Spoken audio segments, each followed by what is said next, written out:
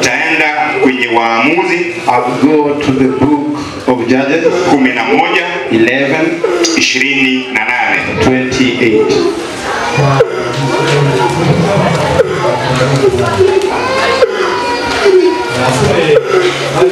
Waamuzi 11:28. Judges 11:28. Jogora Magachia Rokna Boro Kenya. Kata kamano Wodi tin Amon okonote weche mag Jefta manoro ne. Kama ya mar Jehova nobiro kom Jefta mino kadho e Gilead gi Manase. Nokadho Mispa e Gilead.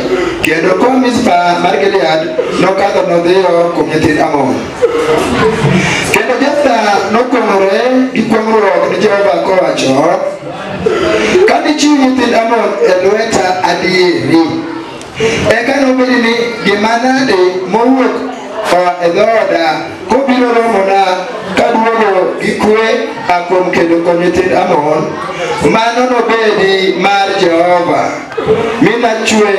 Minachiwe ka mich mar misango miwang'o. 34. Kendo Jefta nobiro Mispa nyaka ode, kendo ne nyare nowuok romone kod thumbe gi miel. To ne en nyathine makende, noonge gi wuoyi kata nyako moro, to en kende. Kendo ka nonene, noyiecho lepe mowacho, yaye nyara, isenego chunya kendo ibedo e kar kwan jogo machanda, nikech aseyawo dhoga ni Jehova kendo ok anyal dok chien. Nyaro nowacho niya, wuora, iseyawo dhogi ni Jehova, koro tim koda mana kaka wach dhogi obet, nikech Jehova osechuloni kuor kuom jowasiki mana kuom nyithind Amon. Mwanzo 28.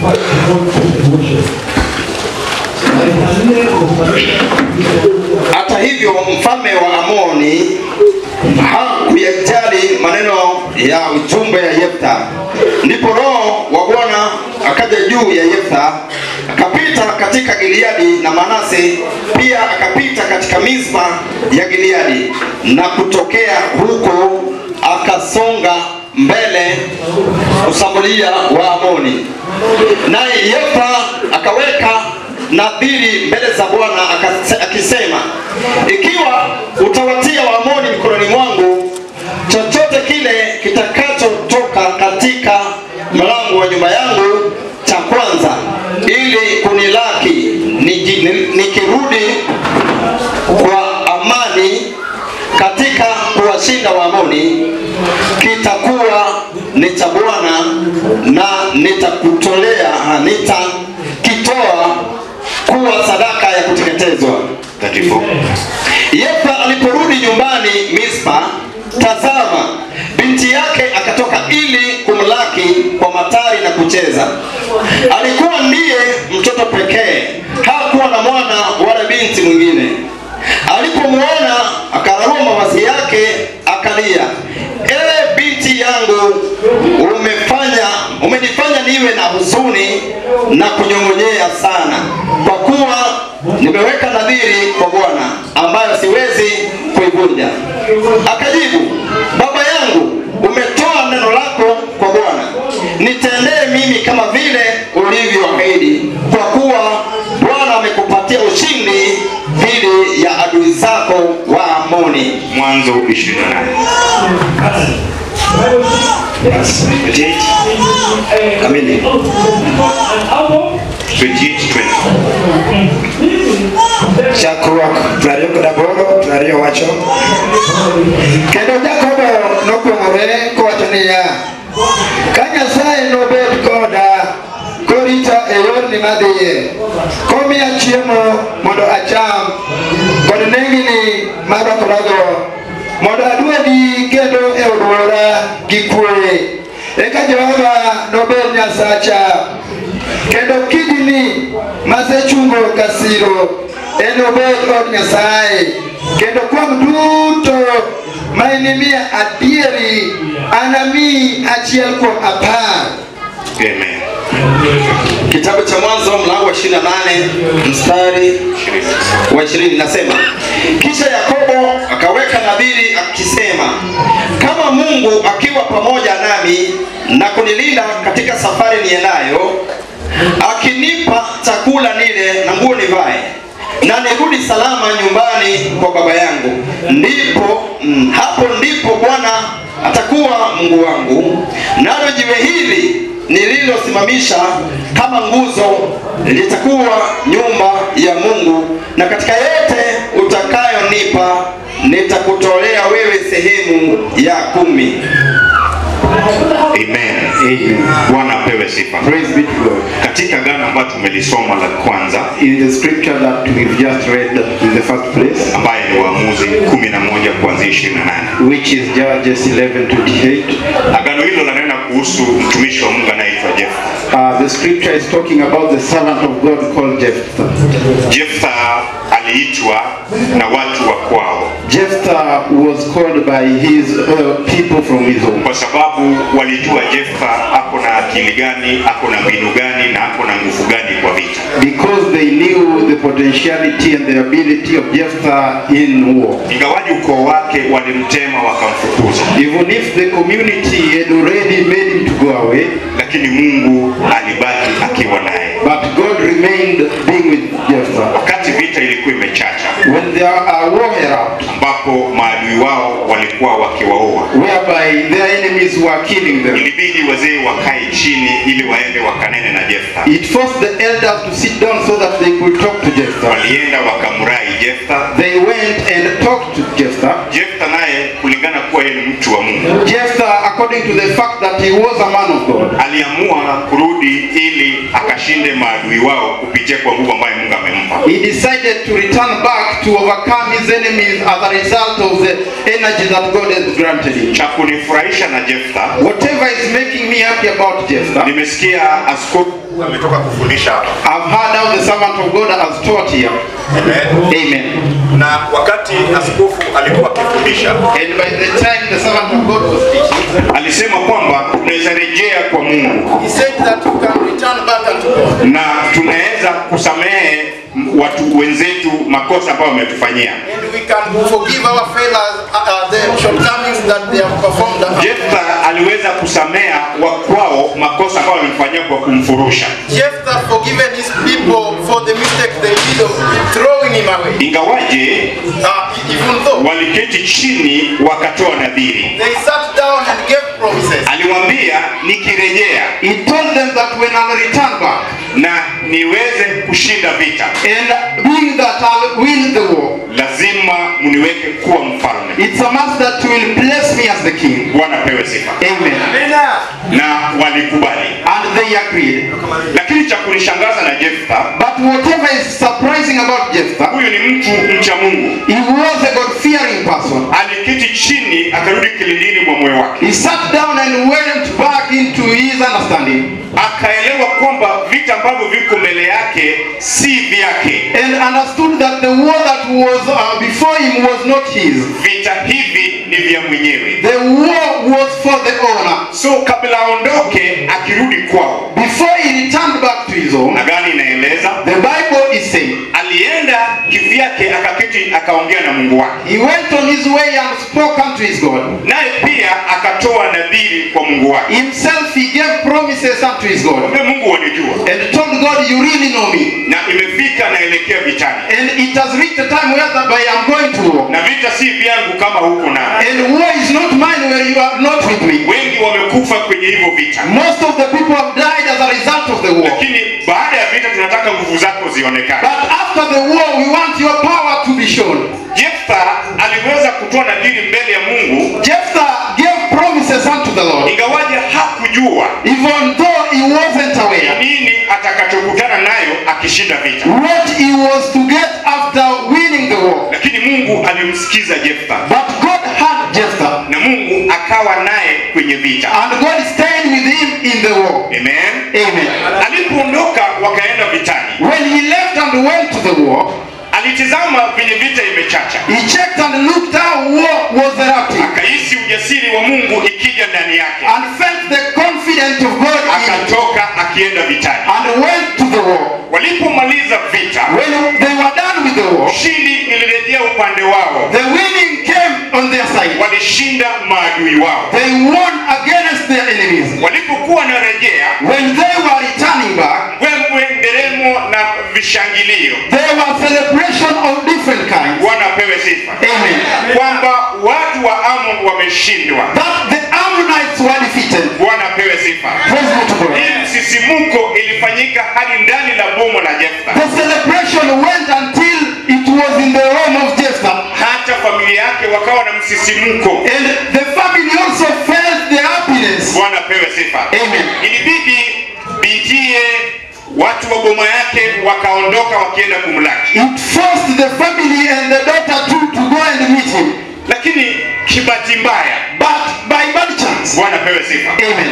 binti wake ambaye ni mwanao wa kipekee, Her daughter, who was their only daughter. wanapewe sifa. Amen. Hawakuwa na binti yeyote They never had any daughter wala mtoto wote wa kiume. or any child who was a male. Ilifanyika kwamba huyu ndiye alitangulia kumlaki Jefta, It happened that this was the only daughter who was the first to meet Jephthah. ingawaje Jefta ni mcha Mungu. Even though Jephthah was a God-fearing person, Jambo hili lilimuumiza, the thing really worried him. jinsi mtumishi wa Mungu alikuwa anafundisha hapa kwamba unaweza kuwa ndani ya Mungu, The same way the servant of God was teaching is that you can be in the Lord. unaweza kuwa ukiwa kanisani You can be coming to church, kuna kitu kinakuumiza. but there is something that is worrying you. Bwana pewe sifa. Amen. Jambo hili lilimuumiza Jefta hapo alipoona mwanawe akikuja kumlaki. The same thing worried Jephthah when he saw his daughter coming to meet him. Agano langu na lako laeleza kwamba My scripture together with yours is illustrated. Jefta alipigwa na kuchua na akaisha. Jephthah was worried until he was able to do nothing. Ilibidi amwambie binti, unanisumbua kama watu ambao walikuwa wakinisumbua. It forced him to tell his daughter that you are worrying me the same way the other people worried me. Cha ajabu ya kunifurahisha na kunishangaza na Jefta, Whatever is surprising, tumeshindwa kufanya jambo Jefta alikuwa anafanya. whereby personally we failed to perform whatever Jephthah was. Nielewe hapo kidogo. Just try and understand me there. Sisi walokole Personally, as the Christian, tumeshindwa kufanya jinsi Jefta alikuwa akifanya kwake. we failed to do how Jephthah was doing in his own. Familia yake aliwaweka wakajua kumtumikia Mungu ni nini. He made his family to know what working or offering unto God was. Hata kwa huyu binti wake mmoja tu, Even through his one and only daughter. Bwana apewe sifa, Amen. alimfanya akajua kuna kutumikia Mungu. She made him to know that there is offering unto the Lord. Nini kinanifafanulia hili jambo? What is it that is giving me this Kwa message? sababu wakati alimwambia binti wake kwamba umenivunja moyo, Because when he told his daughter that you really broke my heart, na binti wake akamwambia, and the daughter told him, baba, najua Father, I really know. nikana kwamba ulishatoa nadhiri na Mungu, It's like you had already given promise unto the Lord. usijali, litimize. Don't worry, just do it as you said. Bwana apewe sifa. Amen. Leo hii Today, tuleo linaongea na kanisa offering is speaking unto the church. na inaambia kanisa, And it is telling the church, toa hii, mimi uniache kando. just give this one, just leave this Na one. hapo kanisa inapatia sikio kabisa. In the same state, the church is very much attentive unto that. Bwana apewe sifa. Praise God. Lakini cha kunishangaza kanisa la nyumba la Jefta, But what is surprising me about the house of Jephthah, binti wa kipekee the only daughter alimcha Mungu wa babake. who was God-fearing to the God of his father, Ni nini ilifanya akamcha Mungu wa babake? what made him to respect the God of his father? Hii ni fundisho ambayo Jefta alikuwa nayo kwake. This is a teaching that Jephthah had in his home.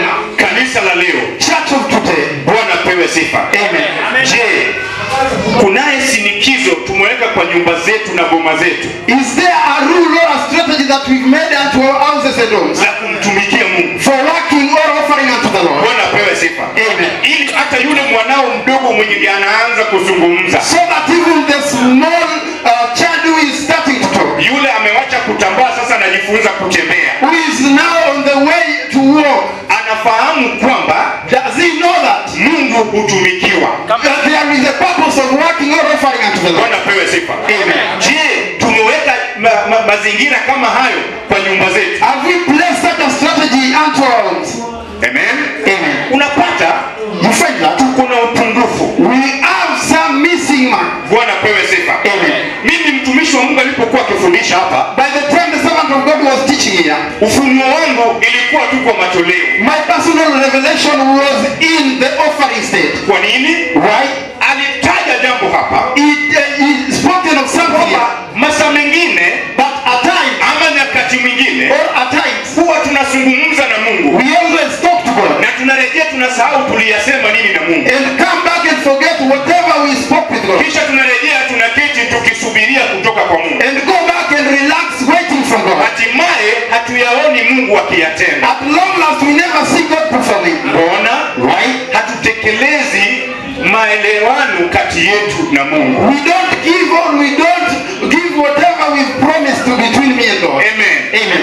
Jefta kama angelikuwa mmoja wetu hapa ama sisi hapa, If Jephthah was one of us in this room, angelimfukuza mwanawe ili hata aite mjakazi wakutane naye. he could have chased away the daughter and at least bring that minor person to you. Ama hata angeagiza fahali mkubwa ili ikutane naye ili amtolee Mungu, Or even order a big cow so that he could offer unto the Lord, ili asalie na binti. so that the daughter could remain with him. Lakini sikiza, But get this, huyu mcha Mungu alijua kile Mungu ashamtendea, this God-fearing person knew what the Lord has already naye performed with her. akatizama kwamba hata huyu binti And he realized that the daughter himself bado si wake, is not his. ni wa huyu Mungu aliyemshindania. The daughter is for God who wants unto him. Bwana pewe sifa. Amen. Hii agano yanieleza kwamba The scripture is telling me that vyovyote tulivyo navyo, everything that we own, iwe wana wetu, we eat our children, amen, Amen. iwe mafahali tuliyo nayo, we eat the cows that we have,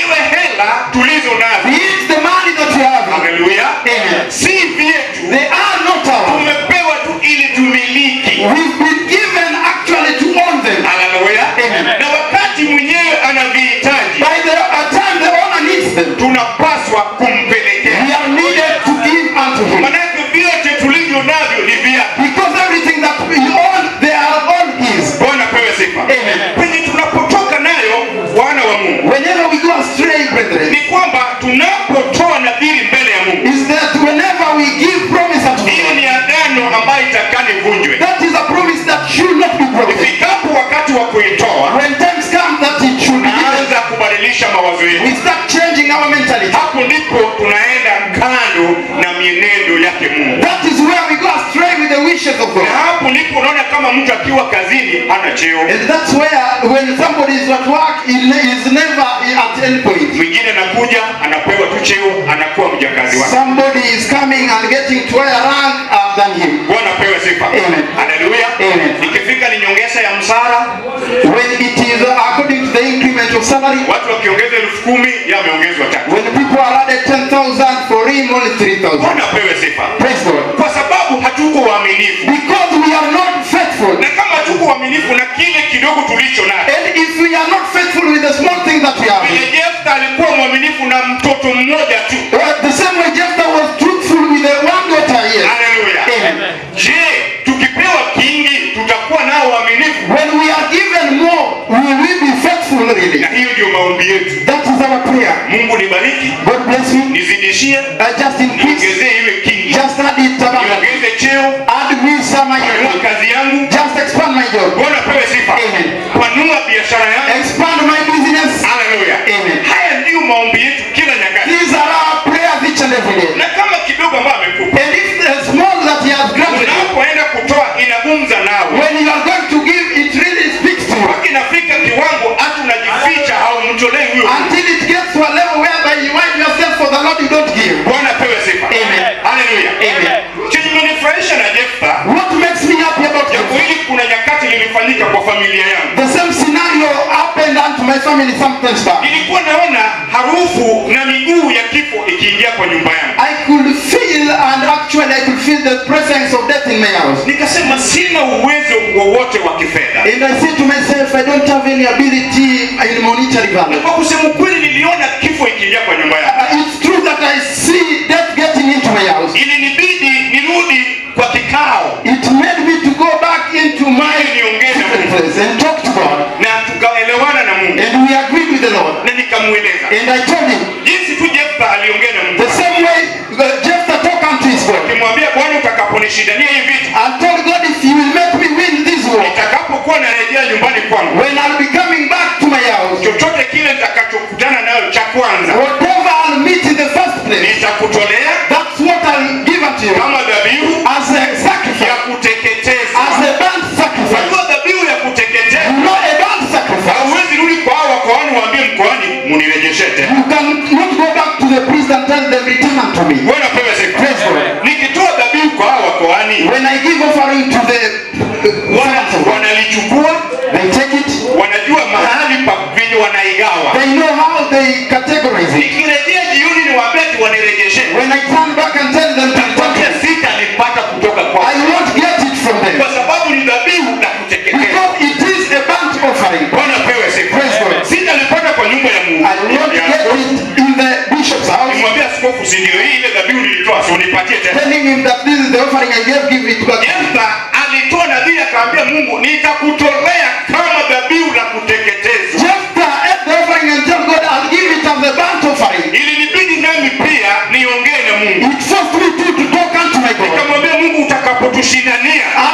told God, if you will make me to win katika kizazi chetu cha tatu, in this generation, third generation, Bwana pewe sifa, Amen. nusu ya mshahara wangu half of my salary nitakupa. I'll give unto you. Bwana pewe sifa. Praise be to the Lord. Wakati Mungu alitekeleza upande wake, By the time God performed his part, amen, Amen.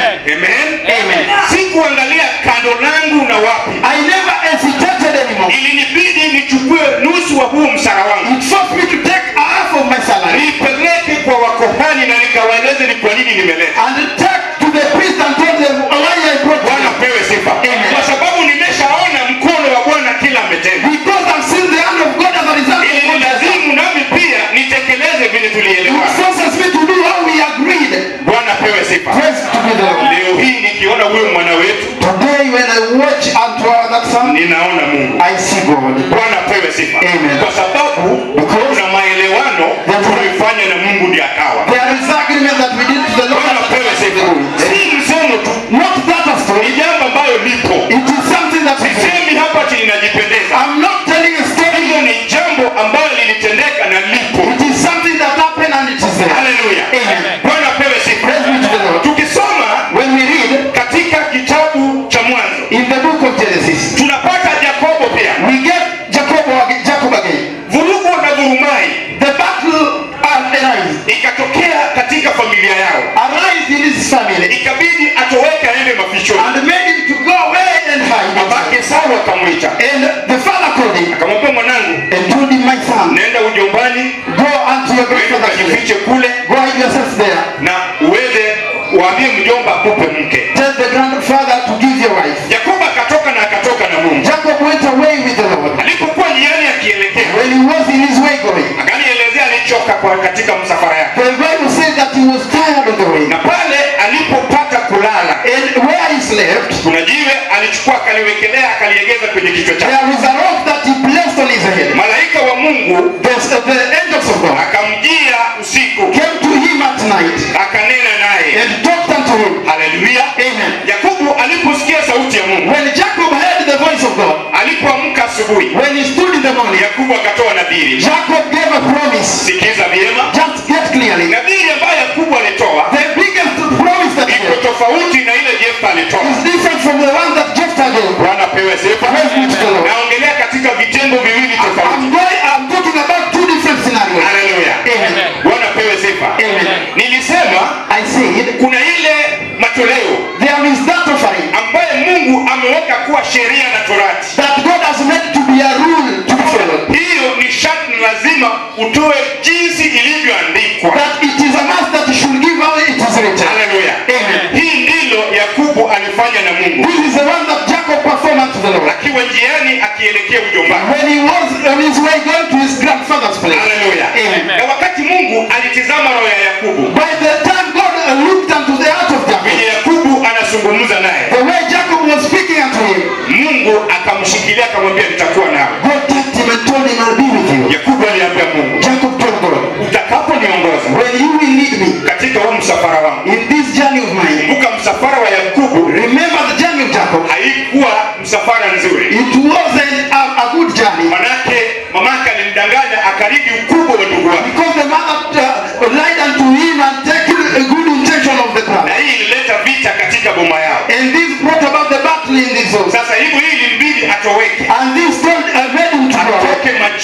kwa ndugu yake, to go away from his brother Vice. Bwana pewe sifa.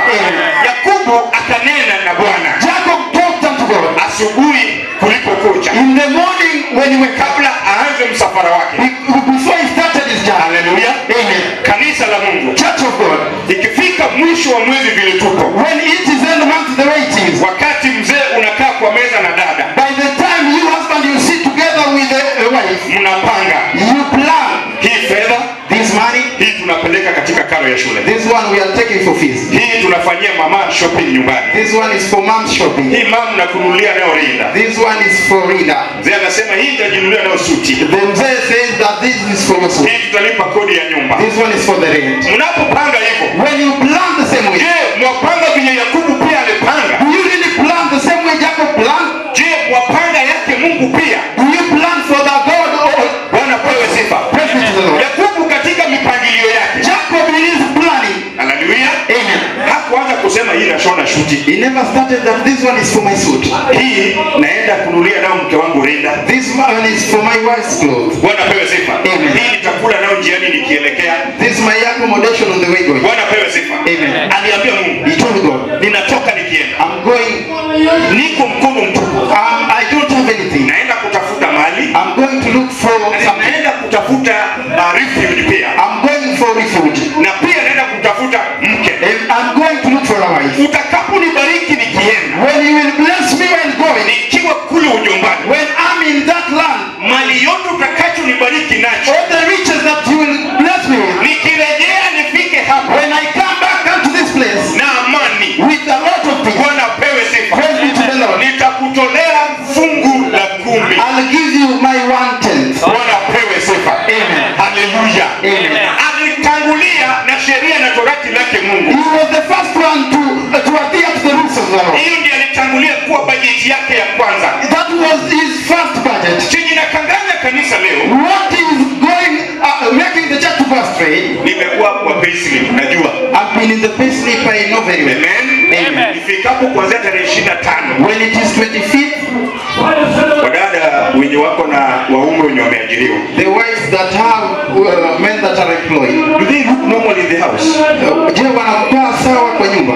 Ile vicheko wanakuanga nao, sauti mtamu, je, ipo? The laughter, is it really there? Stress imeingia, Stress has come in. anaanza kuwaza, He starts reasoning. hii pesa ikifika When this money has arrived, itatosha kweli? will it fit? Akili yake inagonga hapa na pale. His mind going through every day. Bwana pewe sifa. Amen. Wakati hiyo pesa imefika, By the time money comes, unapata hata hana sauti, you find that he doesn't have a sauti say. imeisha, The say is complete. ameibajetia imeisha, He has budgeted for it hata completely. haijafika kwa nyumba. And it is not in the house yet. Hata kama alikuwa amepanga anatoa fungu la 10, When he had planned for 1/10, unapata tayari hata hiyo fungu la 10 ameslash akaingisha you pengine. find that the 1/10 is already on another leg. Bwana pewe sifa. Amen. Ukikuja kukaa kwenye meza mnazungumza kama bwana na bibi, When you go to the table talking as wife and husband, unapata migao ya fungu la 10 haipo. you find that there is no share for the 1/10. Bwana pewe sifa. Amen. Kwa sababu gani? For what reason? Tu leo nilizungumza naye, Often he had already spoken to him mwambia bwana, unaweza nitoa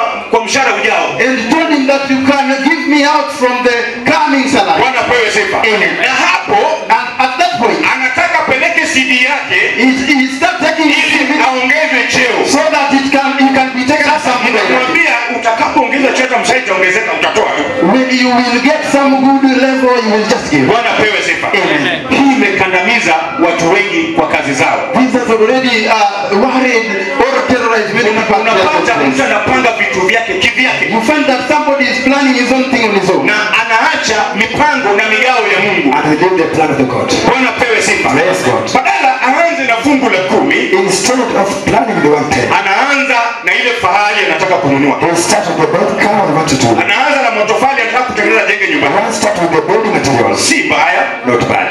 juu tunaambiwa tusiishi kwa nyumba za matope. We are being advised to not Sasa stone tunaambiwa na hawa watumishi We are being advised by the Son of God. ni jambo ambayo imeandikwa kwenye agano, The something is written si in the wao ndio Bible, wanasema. not them at all. Bwana pewe sifa. Praise God. Kwenda kujenga nyumba ya permanent si baya, Planning to build a house not bad. lakini tunapaswa kuanza kupanga na ya Mungu We kwanza. have to plan the God's first. Iwe unafanya biashara, Whatever we do business, Bwana pewe sifa. let's do this. Haleluya. Amen. Haijalishi It doesn't matter. kama biashara yako ni ya kufanywa kutoka Jumatatu from Wednesday up to Saturday. Chenye Mungu anataka, What God wajua huko na capital kiwango gani? what kind of capital? Bwana pewe sifa. Amen. Ulipofanya mauzo yako, When you are doing faida yakatoka hela ngapi? what kind of time you get? Haleluya. Amen. Kwa hiyo hela ya faida ambayo umepata, In that man you get from the hapo profit. ndipo Mungu anataka fungu la 10 peke yake. That's where God needs 1/10 only. Yesu apewe sifa. Praise Jesus. Haleluya. Amen. Kwa huo mshahara ambao umepata mwisho wa mwezi, In this salary you got at end of month, iwe ni 10,000, it is 10,000, iwe ni 1,100, either 1,000, iwe ni 50,000. maybe 50,000. Kwa hiyo 50,000 In that 50,000, kile Mungu anahitaji whatever God ni requires 5,000 peke is yake. only 5,000, Unasalia na 45,000. and the remaining 45,000. Bwana pewe sifa. Praise Jesus. Hicho kiwango kidogo ndicho Mungu anakihitaji. At that level is what God shows. Mambo ambayo yanatukanganya, Whatever challenge, tunapanga vitu kwanza. we plan things first. Umetuma pesa nyumbani, You have sent money home, fahali imenunuliwa. you have bank cattle. Baada ya miezi miwili After 2 months, unasikia wewe you hear kuna maradhi ilitokea kwa boma, there are some kind of diseases before. hiyo fahali ndio macho inaona. Maybe that comes from you. Usituuze hii fahali yako tupeleke mama hospitali. Can we sell this bull to take my hospital? Bwana pewe sifa. Praise Jesus. Wewe pia ukiona mshahara haijafika, Upon seeing that there's no salary, fahali imeuzwa haipo tena. bull has been sold, no money at all. Bwana pewe sifa. Praise Jesus. Nikikueleza haya, Upon telling this, Paulo ananifurahisha kwenye agano. Paul normally make me happy. Anaambia Timotheo, He told Timothy, Timotheo mwanangu ninayekupenda, Timothy, my son, I love you. unapofundisha watu wangu, Whenever you're teaching my people, wafundishe kile uko na uadilifu dhidi yake. teach them whatever you can perform. Bwana pewe sifa. Haya ninayokueleza sasa hivi, Whatever I'm trying to advise you now, mimi mwana Yokelo yale nitendekea. I son of Okelo, I've done it. Sifundishi tu kitu ambayo haijawahi nitendekea. I'm not teaching whatever I've not done. Sikufundishi kile sijawahi jaribu. I'm not teaching you whatever I've not tried. Haleluya. Amen. Tizama, Just see. unapochukua mali yako na unafanya mipangilio yako peke yako, Whenever you take your riches now, bring your own plan. utaona uko na vitu You see your things. lakini havielekei popote, They are not going anywhere. vinaangamia tu. They just get destroyed. Bwana pewe sifa. Praise Jesus. Vitu vizuri vizuri ambavyo umevinunua, All good things you have purchased. Yesu asifiwe, Praise Jesus. baada ya muda kidogo After a short while, vimeharibika, havipo tena. they shall get destroyed, nothing at all. Mambo yakiendelea hivyo, As things continue, utakuja kuona hata hiyo kazi unafanya haikufaidi. you will come to realize even the work is not benefiting you. Bwana pewe sifa. Praise Jesus. Utaanza kujiuliza na wengine wanafanyaje? You will start asking yourself, how are others doing? Ni kupotoka, tumeacha njia ya Mungu. We are going astray from the way of the Lord. Bwana pewe sifa. Praise Jesus. Turejeeni katika njia ya Mungu. Let us come back to the ways of the God. Tumtolee Mungu fungu la 10 kwanza. Let us from where Lord Jesus the 110. Bwana pewe sifa. Praise Jesus. Yakobo aliporudi, When Jacob came back, agano inaeleza and the Bible says, kuja na pesa peke he yake. came back manually. Bwana pewe sifa. Praise Jesus. Alikuja hadi na mifugo. He came back with the cattle also. Aliyatoa And he provided moja kati ya 10 alichokuwa nacho, 1/10 of whatever he had. aina ya kila mifugo. Of all kinds of cattle he had. Bwana pewe sifa. Praise Jesus. Agano inaeleza And the scripture says, Yakobo Jacob, akawa tajiri mno, he became so wealthy kwa sababu hata aliporejea, because when he coming back, nadhiri ya pili alipotoa and the second ni offering, kujenga hekalu lake Bwana, and that to build the alipata house, kuwa na uwezo la kufanya hivyo. he had the power to perform that. Bwana pewe sifa, Praise Jesus. kwa sababu alitekeleza upande wake Mungu. Because he done God's part. Kwa nini kanisa haiendelei kifedha? Why is it that church is not doing well demand monetary terms? Bwana pewe sifa. Praise Jesus. Maana tuko na matamanio We have some desires. lakini hayatimiki, We are not getting them kwa done. sababu hatutimizi ya Mungu kwanza. We are not doing God's part first. Tunapotimiza matarajio yake Mungu kwanza, When we are coming to terms God's terms, Mungu si wazimu akunyang'anye chako, God is not a madman. atakuzidishia. He will add to it. Haki imeandikwa kwa agano, akikiri yeye mwenyewe Because it has been written, kwamba mnijaribu na haya, try me this, muone kama sitawaongezea and will you see if na niwazidishie zaidi, I will add many more. na iweze kujaa kapu lenyu I will fill all your basket, hadi iweze kumwagika. and it shall pour out. Bwana pewe sifa. Praise Jesus. Asemaye Bwana, Saying, Lord, si wahubiri wanaosema. not the preachers. Hilo ni agano na limeandikwa. It is a promise that Bwana pewe sifa. Praise Jesus. Unapoona mambo haielekei vyema, when your things going astray, ile kuna mahali umeanza kupotoka mbele ya Bwana. there's somewhere you are going away from God. Maana Mungu anasema yeye si mnyang'anya mtu mali yake. God say he's not a thief to steal from you. Sisi ndio wanyang'anyi tuamnyang'anye Mungu. We are thieves who are stealing from God. Bwana pewe sifa. Praise Jesus. Naweza uliza, I can ask. na wakisema kutoa fungu la 10, mimi nitatoa sababu huwa napata kama 2,000 mwisho wa mwezi. If they say that I should provide 110, I'll provide because I'm getting 2,000 end month. Bwana pewe sifa. Praise God. Hiyo ni kina mama walioko hapa. I've got mothers one here. Labda wewe ni mke nyumbani. Maybe when I wife back at home. Bwana pewe sifa. Praise Jesus. Mtoto ambaye hapo hapa Maybe a child is here. bado waenda shule. You are still going to school. Mzazi anakupa pocket money. Our parents is giving you money. Bwana pewe sifa. Praise Jesus. Unapopewa hiyo pocket money, Upon bringing pocket money, it's your first earning. hiyo ndio pesa yako ya kwanza. Bwana pewe sifa. Amen. Toa fungu la 10 hapo. I bring out 10 of things. Jiulize utatoa wapi? Toa. Don't ask where will I get it. Weka kwenye bahasha, ilete hapa. I put it inside envelope and bring it here. Watumishi wa Mungu wanaweka mkono kwenye When the servants of God shall be blessing it, ile mzazi anakupatia, that man is giving you, itaongezeka automatically. it shall be added automatically. Bwana pewe sifa. Praise Jesus. Kina dada walio hapa, My sister for you, jiuliza mimi nitatoa you wapi? can ask where will I get 110. Mzee anakupa pocket money. Dad is giving 110. Hallelujah. Amen. Na kama upewi pocket money, And when you're not given pocket money, ile chakula kidogo inapelekanga kwa chapa. maybe that little food will get to the chamas. Anza kuileta hapa. Start bringing them here. Pocket money itaanza kufurahi kutoka huko ikikuja. Pocket money is not flying from here to here. Amen. Bwana pewe sifa. Praise Jesus. Pocket money itaanza kutoka huko. Pocket money comes from this side to this side. Hallelujah. Amen. Anza kuwa mwaminifu Start being truthful mbele yake Mungu. in the eyes of Na God. utaona mifuko zako zikianza kujaa. You will see your pocket remain full. Hallelujah. Amen. Unaweza sema mimi niko na kidogo. You can say I have a little. Naona kuna hii besheni ya green. I see there's a green bucket. Sina cha kununua nipeleke kwenye hilo besheni. I don't have something to purchase to put inside it. Mimi mwana ukelo kuna wakati singeweza hata kuleta sabuni ya shilingi 10. I stand over Kenya, I could not bring even a silver penny. Kuna penye watu wanapitia. There's some challenges people pass through. Bwana pewe sifa. Praise Jesus. Na kuna wakati There are other times sikuwa nayo na sikuwa nayo. I did not have to tell you Nikiwa tu kwenye hili nyumba. when I'm just here this. Hallelujah. Amen. Na mtumishi wa Mungu anafundisha vyenye nimesikia. Servants of God is teaching them teaching. Nikawaza na kuwazua. I keep thinking loudly. Sioni mbele wala nyuma. I don't see anything ahead. Kazi nilikuwa nimeajali. People are giving contract name as Jokani. Nilirudi kuirabish. I came back to rubbish. Bwana pewe sifa. Amen. Kutoka siku hiyo Since that day, 2012 in the year kwa 2012, hii nyumba in this temple, Bwana pewe sifa. praise Jesus, Nilirabish the word jua kali. I wrap off the name Jokani. Utasikia mimi nikikwambia tumefika kwa jua You kali. will never hear me telling you I've arrived in Jokani. Na ukinisalimia mwana wakelo ushafika kwa jua kali nitanyamaza. If you tell me, Mwana Okelo, are you from Jokani? Nimeshafika ofisini. I've already entered my office. Wenye huwa tunaongeaga nao kwa simu kama nadanganya unajua tu nimedanganya. All those I communicate with you through phone call and say, I Nilikuwa mentioned hapa it. 2012 I was here in the year 2012, November, wakati mama Pelesi alikuwa akifundisha hapa. when our mom Felicia was teaching us. Sikuwa na lolote. I was having nothing. Nilitoka na mwezi wa 8 I came in August. ile nilikuwa nayo nilitumikia nayo Mungu. Whatever I had, I served God with. Tukakuja huku. Then I came back here. Kama muda kidogo After such a while, hiyo mwisho wa mwaka imefika.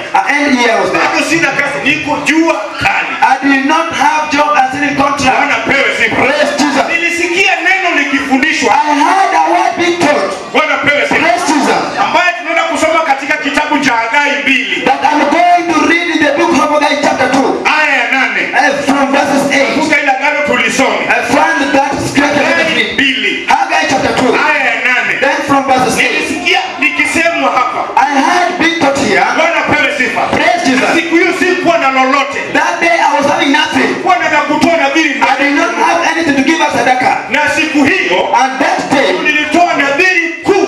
that day is the day I Shida showed ya wakati the nilikuwa biggest, katika ujira. more than that time when I was. Bwana pewe sifa. Praise Jesus. Na niliposikia sauti ya Mungu kupitia kwa agano. When I heard the voice of God in the scripture, Ni pale kwa ile kona. in that corner, Ndio nilienda nikaangama. I wrote the knee down. Nikasema Mungu, Then I said, God, agano lako nasema the scripture says fedha na dhahabu ni zako. that gold belongs unto you. Bwana pewe sifa. Amen. Na mimi ni wako. And I belong to you. Na ninanuia nikutumie. I desire to serve you. Bwana pewe sifa. Praise Jesus. Nami pia nipe hiyo fedha na dhahabu nikutumikie. I to give me that money so that I serve you. Yule ambaye hana hela katika hili jumba leo, Whoever is not having money here today, pia haujachelewa na utakuwa nani. I'm telling you, we will Wakati pray. babako anasema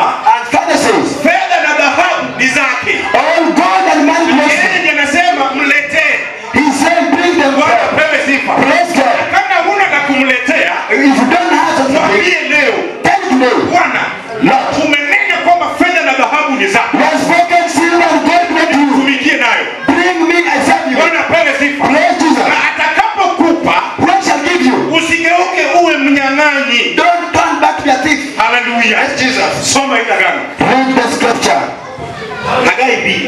Haggai chapter 2. Aya 8. Verses 8. Hiyo aya moja. Only one verse. Hagai 2:8. Owacho fedha ni mara kendo dhahabu mara Jehova mar ogendini owacho. Amen. Fedha ni zake. Silver belongs to her. Dhahabu ni zake. Gold belongs to him. Mbona unapani? Why are you trembling? Bwana pewe sifa. Praise Jesus. Usipotoa leo If you fail to put fungu la 10 1/10, kwa sababu because haukupata la kuleta. you will not get what you say. Usipotoa leo sadaka Failure to bring kwa sadaka sababu haukuwa nalo. because you don't have. Usipotoa na leo If you fail to bring hili ambayo tunasema ni ile roho yako imejifungua. the offering, you say your heart desire. Bwana pewe sifa. Praise Lord. Kwa sababu anasema Because it says, leteni chakula katika hekalu langu bring the food the temple ili of God, nyumba yangu iwe na so chakula. that my heart will have food. Hili ni kapu la chakula. That the basket of food. Usipotoa leo kwenye hili If you kapu fail to bring the na basket uambie Mungu, and say God, Mungu ukisema fedha na dhahabu ni zako. if you say silver and gold belong to you, Mungu wakati mwingine nikija hapa let that time if I come here, nije mkono mtupu. I shall never come and Nami find pia nipe nikuletee. I to give me Bwana a pewe sifa. praise Lord. Wakati yeye ndiye amekiri Because you are saying kwamba fedha na dhahabu ni zake. silver and gold belong to him, Haleluya. Amen. Na sisi ni wanawe. and us are his sons. Kuna tunakosa Why are you failing to get? kwa sababu Because sisi ni wakora. we are thieves. Haleluya. Haleluya. Sisi ni wakora, We are ndio thieves. maana tunakosa. That's why we are failing to Kama get. yeye ni baba yetu If he's our na kuna father fedha na dhahabu, and silver and gold belong to him, ninapokosa na babangu hawezi nipa, nimefanya kosa mbele yake. if I fail to pray, meaning that I'm going to stray from my Lord. Tuelewane kanisa, sisi nimefanya Let us get kosa. understand to that. Bwana apewe sifa. Praise God. Tugairi turudi kwa Mungu. Let us turn back to God. Haleluya. Amen. Mwambie Mungu nimekunyang'anya. Tell God, I've snatched away from Leo you. hii But today, natoa nadhiri. I shall bring up a Fungu la promise. 10 1/10. nitakuwa nakuletea. I shall bring it to you. Bwana apewe sifa. Praise Jesus. Usidhani unaletea hao watumishi wa Mungu. Don't think you are bringing to Ni Mungu unamletea. It is God you are serving. Bwana apewe sifa. Praise God. Haleluya. Amen. Nyakati ile ya kale During that time, ilikuwa yakiteketezwa. it was being burnt. Haleluya. Amen. Na Mungu alikuwa anafurahia tu manukato. And God was so Bwana apewe sifa. for sweetness. Amen. Nyakati huo leo During this time, kuna wajakazi wa Mungu. we have servants of God. Hawa ndio wanateketeza. They are the one who are burning. Haleluya. Amen. Wanapewa Praise Jesus. Hilo ndilo neno. That's the word. Hatuwezi enda kinyume na hilo. You cannot go opposite. Wanapewa sifa. Praise Jesus. Haleluya. Amen. Leo hii Today, kabla mtumishi wa Mungu aombe, before someone goes to pray, naenda kutoa nadhiri. I'm going to bring a Kwa promise. Mungu, God, fedha na dhahabu ni zako. silver and gold, Nitakaponipa kutoka kwa biashara yangu, when you give from the business, fungu la 10 tenth, nitakutolea. I shall give unto you. Zaka lako Bwana Even the sadaka, nitakutolea. I shall give unto you. Nyumba lako Bwana, Even at your house, mavazi yatakuwepo. even the dresses of there, Vyakula vitakuwepo. there shall be food. Bwana apewe sifa. Praise Jesus. Malazi yatakuwepo. Even the weddings. Haleluya. Amen. Kuna wale wasiojiweza. We have those who Si lazima are uone nyuso zao kwa kanisa. don't see your faith, Lakini Mungu analetea wajakazi wa Mungu wanawajua. but God uses the soul of the Lord. Unapoleta mavazi hapa, When you bring your clothes there, tarajie kuona ati mke wa mtumishi wa Mungu ndiye ameivaa. don't expect someone to get putting Uanze on. kusema kumbe nilitolea Mungu. Then say, oh, I go to this. Kunao wale wanahitaji hayo mavazi wa kuuchi. We have the need who are naked. Leta katika nyumba la Bwana Pray wapewe. to the house of God they give Bwana them. apewe sifa. Praise the Lord. Hallelujah. Hallelujah. Amen. Amen. Hallelujah. Hallelujah. Tuko na injili. We have the gospel, Paulo anasema and Paul is preaching. mwasindikize. We are just kissing them. Wanapokuja mwasindikize kwa safari yao. Bwana apewe sifa. Kwani tunawashika mkono tukiwasindikiza? Kuna siku mtumishi wa Mungu alifundisha jambo. Ilikuwa siku ya Ijumaa usiku. Kufika Jumapili akalirudia tena. Kwamba injili ambayo amekuja kuhubiri bila mimi mwana wa Okelo na wewe, hii injili iwezi ikaenea. Bwana apewe sifa. Kwa sababu yeye ametumwa na lazima apelekwe penye ametumwa. Sasa wewe pamoja na mimi ndio tunapaswa kutuma hii injili ienee. Haleluya. Bwana apewe sifa. Wanapoenda mbele wakihubiri injili, watu wanaokoka, watu wanaponywa. Ni mimi na wewe tuwabarikiwa. You and me, we are getting the blessing. Bwana apewe sifa. Ni mimi na wewe vitu ambavyo vimefungwa vinafunguliwa. You and me, whatever been chained. Ni mimi na wewe biashara yangu inafunguka. You and me, our business are ni mimi na wewe mtoto wangu anaenda shule. You and me, our children are educated. Ni mimi na wewe mtoto wangu anaenda chuo kikuu. You and me, our children. Hallelujah. Kwa sababu tumesindikiza injili. Because we have sent tunahubiri injili na mifuko yetu. Because we are preaching the gospel. Tunahubiri injili na mavazi ambayo tumetoa. Hallelujah. Bwana apewe sifa. Praise Jesus. Leo hii and today kuna kazi ya Mungu. We have the service of God. Amen. Wacha matoleo isizungumze na wewe. Don't let the offering come in. Leo kwamba nyamaza. Tell the offering keep. Wewe ni umepewa ili ni kumiliki tu.